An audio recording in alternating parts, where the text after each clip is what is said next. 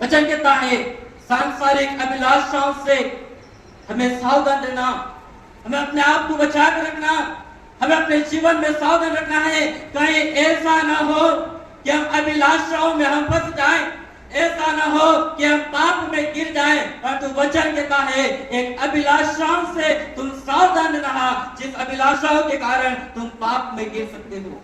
और परमेश्वर का वचन जिस प्रकार से तीतुस की पत्री उसका 2 अध्याय और उसकी 12 पद को जब पढ़ते हैं, परमेश्वर का वचन वहां पर क्या कहता है? और हमें चेतावनी देता है कि हम अभक्ति और सांसारिक अभिलाषाओं से मन फेर कर, बाइबल का परमेश्वर का वचन यहाँ पर कहता है हमें चेतावनी देता है। वचन एक शब्द आया, परमेश्वर चेतावनी दे रहा है, परमेश्वर आपको चिता रहा है, परमेश्वर आपके जीवन में एक चेतावनी को दे रहा है। और वचन कहता है हमें चेतावनी देता है कि हम अभक्ति और सांसारिक अभिलाषाओं से क्या कर ले, मन को फेर ले। यदि आपका मन, आपका जीवन यदि सांसारिक अभिलाषाओं में है, आज हम अपने मन को फेर ले। आज हम अपने जीवन में सावधान रहें कि हम इस संसार की अभिलाषाओं में फंसकर हम पाप में न पड़ जाएं। और परमेश्वर का वचन जिस प्रकार से पहला यूहन्ना की पत्री उसका 2 अध्याय और उसकी 15 से 17 पद को जब पढ़ते हैं, वचन आप वहां पर जिस प्रकार से कहता है कि तुम न तो संसार से और न संसार में की वस्तुओं से प्रेम रखो, और यदि तुम संसार से प्रेम रखते हो तो तुम्हारे अंदर परमेश्वर का प्रेम।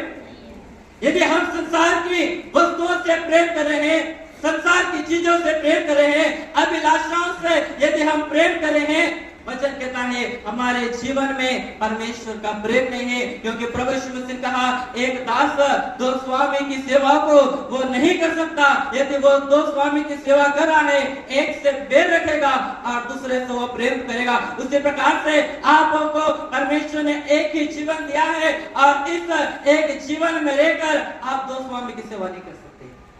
आप संसार के अनुसार नहीं चल सकते, आप परमेश्वर के अनुसार नहीं चल सकते।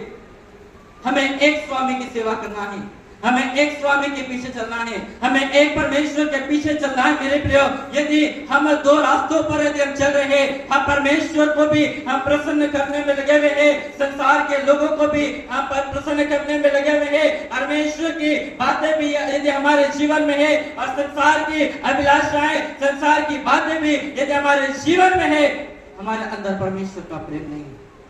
आप परमेश्वर से प्रेम नहीं कर सकते। इससे परमेश्वर का वचन कहता है कि तुम न तो संसार से और न संसार की वस्तुओं से तुम प्रेम रखो, क्योंकि जो संसार से प्रेम रखता है उसके अंदर पिता का प्रेम नहीं है। और वचन कहता है कि संसार और उसकी अभिलाषाएं दोनों क्या होती है। यदि आपका मन संसार की अभिलाषाओं पर है, यदि आपका मन इस संसार के कामों में लगा हुआ है, यदि आप इस संसार के कामों के अनुसार, संसारिक अभिलाषाओं के अनुसार, अपने मन की इच्छा के अनुसार, अपनी अभिलाषाओं को, अपनी इच्छाओं को पूरा करने में यदि आप लगे हुए हैं, वचन कहता है यदि तुम संसार की अभिलाषाओं को पूरा करते हैं, परमेश्वर का वचन वापस कहता है कि तुम परमेश्वर की इच्छा के अनुसार नहीं चलते। यदि परमेश्वर की इच्छा के अनुसार चलना, यदि परमेश्वर के अनुसार हमें अपने जीवन को व्यतीत करना होगा, हमें संसार की अभिलाषाओं से हमको दूर रखना है। याकूब की पत्री उसका 1 अध्याय और उसकी 14 पद में कहता है कि प्रत्येक व्यक्ति अपनी ही अभिलाषा से खींचकर पाप में पड़ता है। वचन वहां पर कहता है प्रत्येक व्यक्ति, प्रत्येक इंसान अपनी अभिलाषाओं से खींचकर पाप में पड़ जाता है। और कई बार मनुष्य अपने मन में सोचता, अपने मन में विचार करता और आंखों से देखता और अपने कदम को बढ़ाता और वो पाप में पड़ जाता है। और पाप में पड़ने के बाद, अभिलाषाओं में पड़ने के बाद, गलत बातों में पाप करने के बाद इंसान अपने मन, अपने जीवन से कहता है शैतान ने मेरे से पाप करा दिया, शैतान ने मेरे को अभिलाषा डाल दिया। क्या शैतान तुमको पीछे से लात मारा क्या? ना क्या शैतान तुमको हाथ पकड़ के लेकर गया था?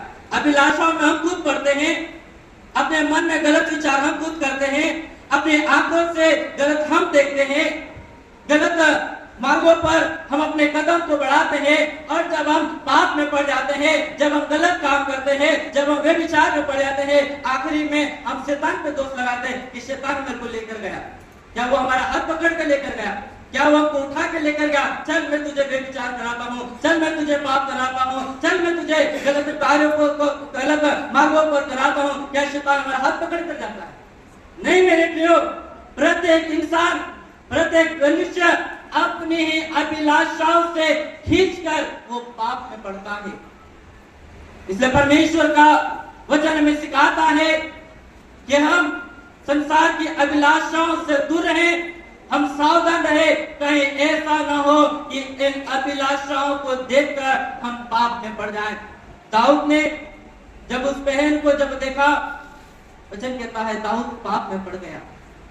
अभिलाषाएं, हमारा गलत देखना आपको पाप की ओर ले जा सकती है, आपको व्यभिचार की ओर ले जा सकती है, आपको गलत अभिलाषाओं की ओर लेकर जा सकती है। इसलिए परमेश्वर का वचन भी जिस प्रकार से नित्य वचन की पुस्तक उसका 21 अध्याय और उसकी 6 पद को जब पढ़ते, परमेश्वर का वचन वहां पर क्या कहता है? नित्य वचन की पुस्तक उसका 21 अध्याय और उसकी 6 पद, जो धन झूठ के द्वारा प्राप्त हो, बाइबल कहती है जो धन झूठ के द्वारा प्राप्त हो। हालेलुया।